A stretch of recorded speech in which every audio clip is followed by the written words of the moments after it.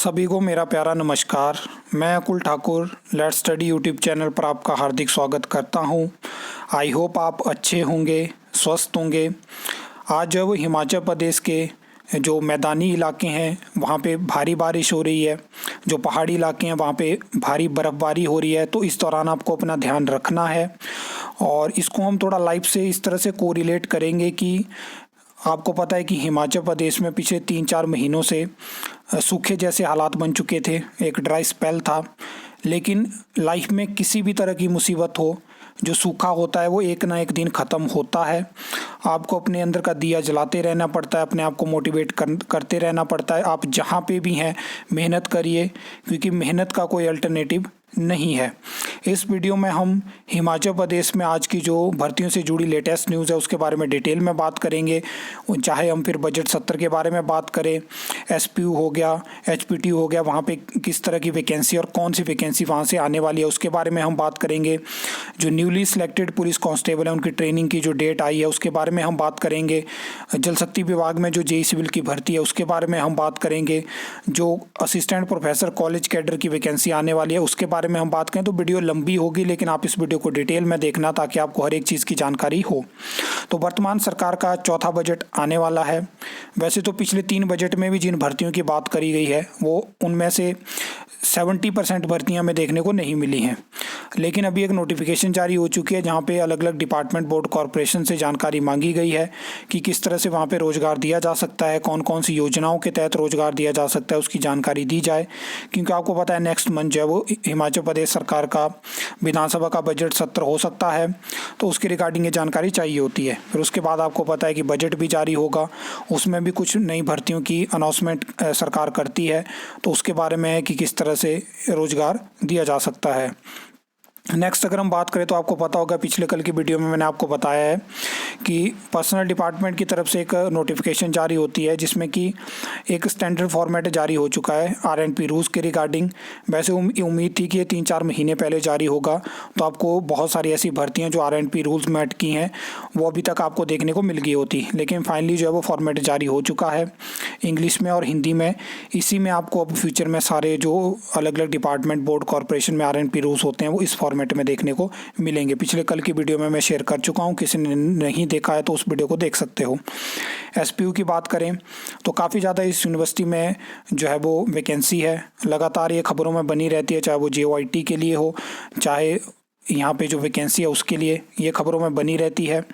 अभी की अगर हम बात करें तो जेओआईटी की रिक्रूटमेंट जो है वो कंप्लीट हो चुकी है, लेकिन असिस्टेंट प्रोफेसर की यहाँ पे काफ़ी ज़्यादा वैकेंसी है और उसके रिगार्डिंग बताया जा रहा है कि इसको अप्रूवल मिल चुका है और बहुत जल्दी इसमें एडवर्टाइजमेंट जारी होने वाली है। तो यहाँ से असिस्टेंट प्रोफेसर की आप रिक्रूटमेंट एक्सपेक्ट कर सकते हो। बाकी अगर हम बात करें तो यहाँ पे नॉन टीचिंग स्टाफ के 72 वैकेंसी और टीचिंग स्टाफ की 41 वैकेंसी है।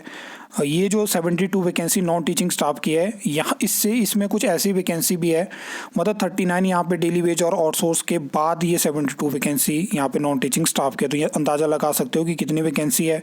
यहाँ पे बहुत सारी वैकेंसी है, लेकिन अब सरकारें पता नहीं क्यों नहीं सोच रही हैं इनको भरने के बारे में।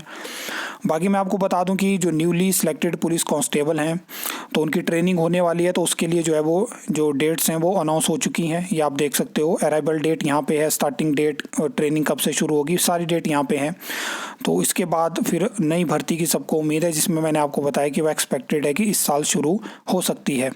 बाकी आप देख लीजिए जेई सिविल के बारे में हम बात करें तो 150 vacancy as a job trainee जो था वो अप्रूव करी थी।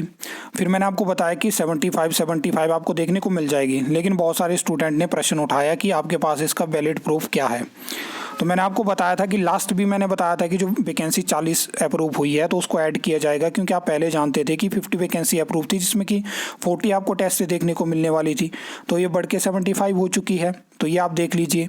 लेकिन मेन चीज़ है कि अभी तक आरएनपी रूल्स जो इस आरटीआई के साथ मिले हैं तो अभी भी पुराने हैं। इसका मतलब है कि नए रूल्स अभी तक नहीं बन पाए हैं, अदरवाइज़ वो नए रूल्स होते तो मैं आपको बता देता कि बहुत जल्दी भर्ती आ जाएगी, लेकिन इसके लिए आपको अभी भी वेट करना पड़ेगा। और अब देखते हैं कि पीडब्ल्यूडी से हमें कब ऐसा रिप्लाई देखने को मिलेगा जब वो बताएंगे कि 75 वैकेंसी हमारी तरफ से भी आने वाली है। तो ये चीज़ मैंने आपको दिखा दी। नेक्स्ट अगर हम बात करें तो असिस्टेंट प्रोफेसर के बारे में हम बात कर लेते हैं। तो काफ़ी ज़्यादा ये भर्ती खबरों में बनी है और यहाँ पे जो डायरेक्टर हैं उच्च शिक्षा विभाग के, उन्होंने भी अपने इंटरव्यू में कहा है कि हमने लोक सेवा आयोग को एक पत्र लिखा है जिसमें कि अब देखते हैं कि किस तरह से प्रोसेस होगी। तो इस साल आप एक्सपेक्ट कर सकते हो कि आपको असिस्टेंट प्रोफेसर कॉलेज कैडर की वैकेंसी देखने को मिल सकती है। तो इसके बारे में जो और इन्फॉर्मेशन मेरे पास आएगी तो मैं आपको बताऊँगा। अब ये आप देख सकते हो HPTU में भी बहुत ज़्यादा वैकेंसी है, यहाँ पे भी 32 वैकेंसी की जो प्रोसेस है वो भी चली हुई है। काफ़ी ज़्यादा रिक्रूटमेंट सरकार को करनी पड़ेगी। अब एक होता है कि आप डिपार्टमेंट, बोर्ड, कॉरपोरेशन में तो रिक्रूटमेंट को कुछ टाइम के लिए रोक सकते हो, लेकिन एक है आपका जहाँ से एजुकेशन आप प्रोवाइड करवाते हो स्टेट में, बाकी अदर स्टेट से भी यहाँ पे आके पढ़ते हैं। तो अगर आप यहाँ पे एजुकेशन को ही इस तरह से कर दोगे कि वहाँ पे ना टीचर्स हैं ना वहाँ पे नॉन टीचिंग स्टाफ है, अगर आप नॉन टीचिंग स्टाफ वहाँ पे नहीं लेके आते हो तो टीचिंग स्टाफ को वो काम करने पड़ते हैं। तो इन चीज़ों के ऊपर सरकार को फोकस करना पड़ेगा, क्योंकि मैंने एक मुहिम शुरू करी थी जहाँ पे हमने अटल मेडिकल रिसर्च यूनिवर्सिटी, IGMC हो गया, HPTU हो गया, HPU हो गया, उसके अलावा SP हो गया, हमने सभी जगह की वैकेंसी के बारे में बात करी। कितनी ज़्यादा वैकेंसी आपको मैंने सारी जानकारी दी है। बाकी ये देख सकते हो आजकल काफ़ी ज़्यादा खबरों में बने हुए हैं जो हिमाचल प्रदेश में CBSE स्कूल बनने वाले हैं। तो वहाँ पे जो रिक्रूटमेंट होगी, जो नई रिक्रूटमेंट है, जो आउटसोर्स रिक्रूटमेंट है, जो टेम्पररी बेस पे रिक्रूटमेंट है, जो डेली वेज पे है, जो जॉब ट्रेनिंग, सारी मैंने आपको लास्ट वीडियो के मैं आपके साथ शेयर करी थी। और आज मैं खबर देख रहा था कि पिछले कल कुछ टीचर जो है वो एजुकेशन मिनिस्टर के साथ मिले हैं और उनका कहना है कि जो एंट्रेंस की आप बात कर रहे हो उसको ना रखा जाए, बिना टेस्ट के आप वहाँ पे रिक्रूटमेंट करिए CBSE स्कूल में। तो मैं एक चीज़ कहना चाहता हूँ कि कहीं ना कहीं सरकार को स्क्रीनिंग तो करनी पड़ेगी। CBSE स्कूल में ऐसा तो नहीं होगा, वहाँ पे भी बोर्ड की क्लासेस होती हैं और वहाँ पे जो एग्ज़ाम कंडक्ट होते हैं बोर्ड क्लासेस के, वो बाहर चेक होने जाते हैं, दिल्ली में पेपर चेक होने जाते हैं। तो अगर वहाँ पे रिज़ल्ट अगर ख़राब रहता है तो क्या चीज़ें होगी, क्या राजनीति वहाँ पे इंक्लूड होगी? क्योंकि सरकार तो कह रही है कि हम राजनीति वहाँ नहीं आने देंगे और वहाँ पे एक प्रॉपर टेस्ट के माध्यम से ही टीचर्स की रिक्रूटमेंट होगी।